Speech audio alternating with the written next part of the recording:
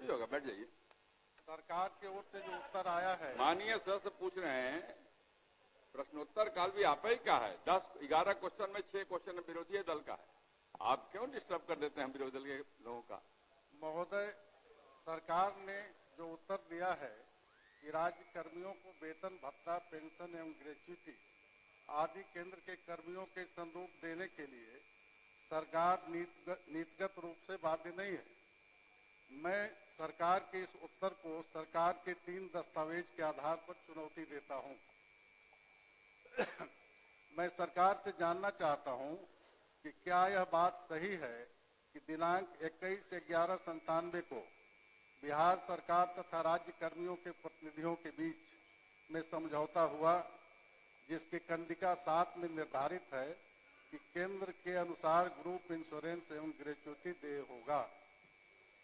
Number 2, क्या यह बात सही है कि इसी आधार पर दिनांक 2/1/98 के आदेश के गठित फिटमेंट कमेटी के टर्म्स एंड रेफरेंस में यह लिखा गया कि केंद्र के समरूप हूबहू वेतनमान, भत्ते एवं सेवा शर्तें दिए जाने को फिटमेंट कमेटी रिपोर्ट देते समय ध्यान में रखेगी?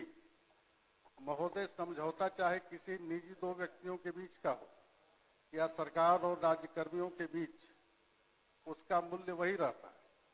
समझौता तोड़ने वाले की साख समाप्त हो जाती है। तो मैं जानना चाहता हूं कि अपनी साख बचाने के लिए क्या सरकार समझौता की कंडिका 7 के अनुरूप राज्य कर्मियों को देय ग्रेच्युटी की अधिकतम सीमा को 20 लाख से 25 लाख रुपए दिनांक 1/1/24 से करने का विचार रखती है? यदि हाँ तो कब तक, नहीं तो क्यों? माननीय मंत्री। ये प्रश्न पिछले सत्र में ही ध्यानाकर्षण के रूप में सदन में उत्तरित भी हो चुका था, तो एक तरह से ये तो प्रश्न आना भी नहीं चाहिए था। और माननीय सदस्य ने जो विषय रखा है, जब हम 7th पे कमीशन जब केंद्र सरकार के द्वारा 2016 से लागू किया गया और फिर बिहार सरकार ने उसको 2017 से फिर लागू किया, केंद्र सरकार के कर्मचारियों की पॉलिसी, नीति और राज्य सरकार की नीति में डिफरेंसेस होते हैं, ये हर एक राज्य में। जब गवर्नमेंट ऑफ इंडिया ने पे कमीशन लागू किया तो बिहार सरकार ने भी कैबिनेट के निर्णय के बाद पे कमीशन को लागू किया, और उसी में एक प्रावधान था जो सेंट्रल पे कमीशन था कि अगर हमारा 50% डीए इंक्रीज करता है तो हमारा ग्रेच्युटी को हम 20 लाख से 25 लाख करेंगे। जो माननीय सदस्य ने जो विषय रखा है, मेरा सिर्फ इतना, सरकार सिर्फ क्यों ये बाइंडिंग नहीं है हम पे, राज्य सरकार ने ये निर्णय लिया, अब तो भारत सरकार 8th पे कमीशन पर भी विचार कर रही है, लेकिन वर्तमान में जिस 1997 के पत्र का या एग्रीमेंट का माननीय सदस्य द्वारा जो पूरक पूछा गया है, ये कभी भी स्टेट गवर्नमेंट पर ये बाइंडिंग नहीं है, और स्टेट गवर्नमेंट ने जो तय किया 7th पे कमीशन के अनुरूप जो भी प्रोविजंस हैं वो उनके अपने राज्य कर्मचारियों को दिया जा रहा है। एक और पूछ लीजिए। ये कहना है, माननीय मंत्री जी ने कहा कि ये बाध्यकारी नहीं है, लेकिन ये जो सरकार और कर्मचारियों के बीच ये समझौता हुआ था, ये इनका दस्तावेज, मेरा नहीं। इसके बाद जो फिटमेंट कमेटी के लिए है, ये बिहार सरकार वित्त विभाग का संकल्प है कि राज्य सरकार अपने सेवी वर्ग के केंद्रीय सेवा शर्तों के साथ केंद्रीय वेतनमान, भत्ता एवं अन्य सभी सुविधाएं यथा चिकित्सा भत्ता, यात्रा भत्ता, ग्रुप बीमा, ग्रेच्युटी, मकान भाड़ा इत्यादि केंद्र के अनुरूप स्वीकृत करने के लिए में सैद्धांतिक रूप से सहमत है। माननीय मंत्री जी का जो जवाब था कि सैद्धांतिक रूप से बाध्यकारी नहीं है, तो यहाँ तो ये सरकार का दस्तावेज है, ये सैद्धांतिक रूप से आप सहमत हैं। इसके बाद जो है तो फिटमेंट कमेटी बनी, और फिटमेंट कमेटी की जो रिपोर्ट है, in light of decisions taken by the government of India in September 1997 on scales of pay for central government employees based on the recommendations of the 5th Pay Commission report, the Fitment Committee was required, according to government resolution, to submit its recommendation on revised scales of pay for state government employees effective from 1/1/96. While submitting its recommendations, the committee was required to keep in mind that state government employees getting higher or lower remuneration that central employees will be sanctioned only such scales as being drawn by central government employees. The state government had decided to grant central scales of pay and allowance with central पूरा पूछिए conditions ना। of service and accepted in principle that all facilities like medical allowance, traveling allowance, group insurance, gratuity, house rent allowance, etc. will be provided to its employees as permissible to employees of the Ajay Babu central पूरा government. पूछिए। ये मेरा कागज नहीं, ये सरकार का कागज, ये सरकारी दस्तावेज। ऐसा करिए ना, क्योंकि आपके पास बहुत सारा डॉक्यूमेंट है, तो माननीय मंत्री जी को दे दीजिए, आपको लिखित उत्तर भिजवा देंगे। नहीं, ये प्रोसीडिंग का पार्ट बने, हम ये नहीं आप तो पढ़ चुके। माननीय अध्यक्ष महोदय, हम ये नहीं कहते कि ये जो आपका कागज है ये आपका दस्तावेज है, आप बढ़ाइए नहीं बढ़ाइए आपका मामला है।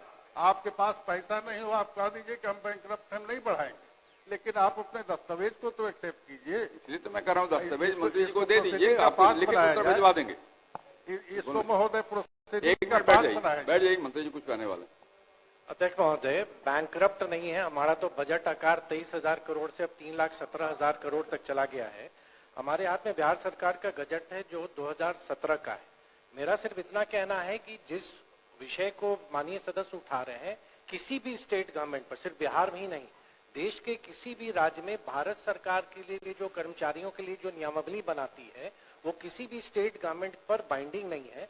विभिन्न राज्यों में अपने कर्मचारियों की अपनी पॉलिसी होती है और राज्य सरकार मंत्रिपरिषद के निर्णय के आलोक में जो उचित लगता है, मेजर प्रोविजंस जो 7th पे कमीशन के हैं उसको गवर्नमेंट ऑफ बिहार ने मंत्रिमंडल के निर्णय से माननीय मुख्यमंत्री की स्वीकृति के बाद उसको लागू किया हुआ है और ये स्टेट गवर्नमेंट पर बाइंडिंग नहीं है। यही मेरा माननीय सदस्य को मेरा सूचना देना।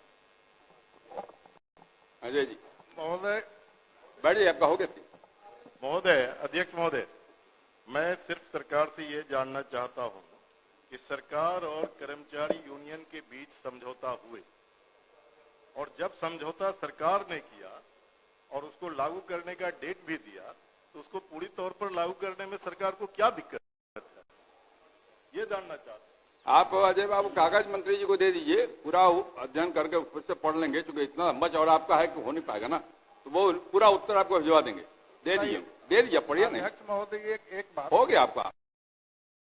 अब आपके बात तो अजय जी बोल लिया, अब आप बोलिएगा, आपने हो गया, आप दे दीजिए मंत्री जी को। महोदय, एक बात सुन लिया जाए।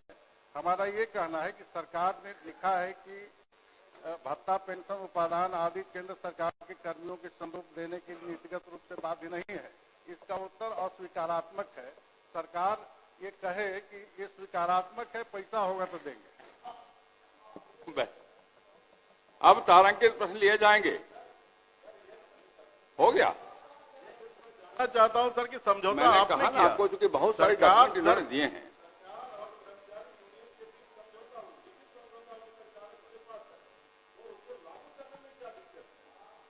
समझौता सिर्फ को दबाने के लिए होता है। अजय जी, तो समझौते का कागज उन्होंने पढ़ के सुनाया।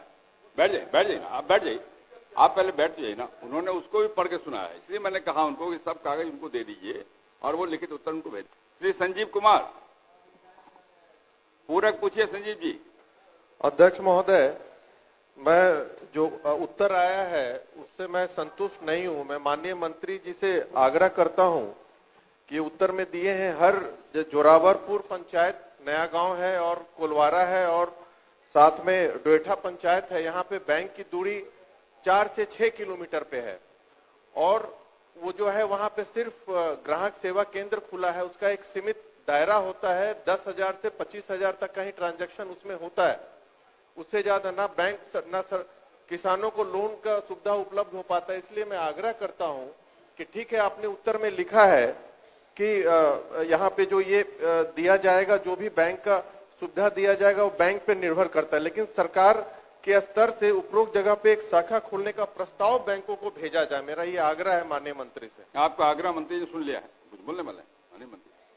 अध्यक्ष महोदय, जो माननीय सदस्य ने जिन गांव का विषय उठाया है, हमने उत्तर में स्पष्ट किया है कि वहां पे बैंकिंग सर्विसेज, मतलब किसी भी व्यक्ति वहां पे बैंकिंग सर्विसेज से वंचित नहीं है। चाहे वो बिजनेस कॉरेस्पॉन्डेंट के माध्यम से हो या वो ग्राहक सेवा केंद्र के माध्यम से हो, बहुत विस्तार से हमने उनको माननीय सदस्य का जो विषय था, जिन गांवों का उन्होंने उल्लेख किया, वो मैंने बताया भी। माननीय सदस्य और आपके माध्यम से पूरी सदन की जानकारी के लिए, भारत सरकार के वित्तीय सेवाएं विभाग का एक सर्कुलर है जो 2023 में बिहार के संदर्भ में वो पत्र आया था। अगर आपकी अनुमति हो तो एक पैराग्राफ में पढ़ दूं। आई वुड ये ज्वाइंट सेक्रेटरी हैं मुकेश कुमार बंसल जी, उनका पत्र है। I would like to inform you, जो हमारे यहाँ मुख्य सचिव को इन्होंने, जो वित्त सचिव थे, उनको लिखा है। I would like to inform you that one of the major priorities of the department of financial services is to ensure availability of banking outlet with bank branch, business correspondent or India's post payment bank center within 5 kilometers। या हम post office के माध्यम से या business correspondent के माध्यम से या ग्राहक सेवा केंद्र के माध्यम से 5 किलोमीटर जो बिहार की जो एक जितने भी रेवेन्यू विलेजेस हैं उस कंटेक्स्ट में आया है। और ये आगे ये कहते हैं कि ये the bank center within 5 kilometers distance of every inhabited village in the country under financial inclusion initiatives of government of India। Bharat सरकार पूरा फाइनेंशियल इंक्लूजन पर काम कर रही है। अध्यक्ष महोदय आप अवगत हैं। बिहार के संदर्भ में जो उन्होंने बताया है, in this context the progress is being monitored through the Jan Dhan दर्शक application on which over 6 lakh banking outlets have been mapped through geographical information system GIS across country। The total number of villages in Bihar is 39133, 39,133, and all villages are covered with banking outlets as per the criteria prescribed। The status of banking infrastructure in the state of Bihar as on 30th April 2023 is total branch Bihar में 7,897 हैं, business correspondent 1,03,245 हैं, ATM 6,870 हैं और जो Indian postal payment bank है उसकी संख्या 8,431 है। तो जिन गांवों का उल्लेख माननीय सदस्य ने किया है, सर्विसेज वहां पे है, बैंक की फुल फ्लेज ब्रांच वहां नहीं हो सकती है, लेकिन बैंकिंग सर्विसेज वहां के लोगों को प्रोवाइड किया जा रहा है। माननीय सदस्य केवल ये कह रहे हैं, मैं जय संजीव जी सर, एक one request, I appreciate what he has said, sir, but my humble request is at least you can send the proposal to the concerned bank to open the bank in that concerned village। वो केवल एक प्रस्ताव है, दीजिए। मैं बोलिए। अध्यक्ष महोदय, आप भी अवगत हैं कि बैंक अपनी शाखाएं खोलने के लिए जो कॉमर्शियल वायबिलिटी है उस आधार पर बैंक निर्णय लेती है और आरबीआई का भी स्पष्ट रेगुलेशन है कि लोगों तक बैंकिंग सर्विसेज पहुंचाना है। तो जहां भी बैंक को लगता है आवश्यकता अनुसार वो ब्रांचेस को वो खोलती भी है और जो माननीय सदस्य की जो चिंता है उसमें वित्त विभाग देख लेगा, जो संभव होगा हम करेंगे। ठीक, धन्यवाद। श्री रामबली सिंह यादव, पूरक पूछिए रामबली बाबू। जी, माननीय अध्यक्ष महोदय, मैंने प्रश्न किया था महोदय, काको प्रखंड अंतर्गत सैदाबाद गांव में कब्रिस्तान घेराबंदी के लिए और जमीन का पूरा खाता नंबर, प्लॉट नंबर भी हमने दिया था।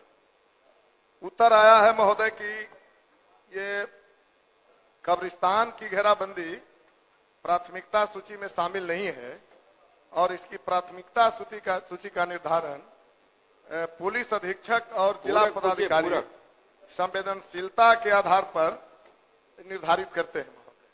2018 में जहानाबाद में जो दंगा हुआ था महोदय, इसी सरकार के रहते, और उसका असर अगल बगल इलाकों तक पहुंचा था।